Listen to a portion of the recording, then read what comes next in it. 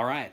Well, I totally fell down on the job and am just now getting this weekly video out about my upcoming sermon and thus the different location and yeah, the fact that it's coming out so late, like I said.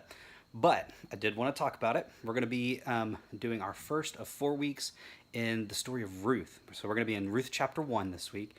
Boy, is this such a fascinating, rich, just it's such a good story about this character Ruth and her relationship with her mother-in-law Naomi, about Orpah, for whom we get very little information, but boy, she's a really fascinating character too. And I think, unfortunately, far too often, a lot of people have dismissed her as being unimportant, as she made the wrong choice, and Ruth clearly made the right choice. But is that the case?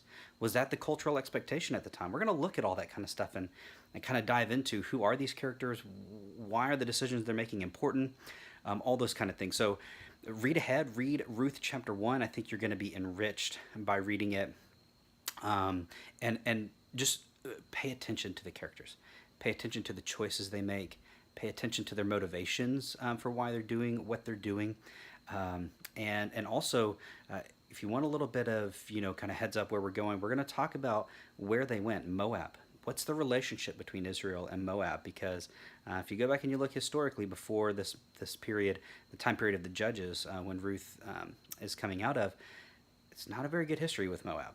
In fact, it's a pretty checkered past. So there's so much, great, rich information to talk about, and we're going to try to dive into it. Of course, like every week, we're not going to have time to cover it all, but we're going to do what we can. I'm really looking forward to getting into Ruth this week and doing this 4 week study. So read ahead, read Ruth chapter 1, and I really, really hope to see you there on Sunday and be together. Have a great rest of the week.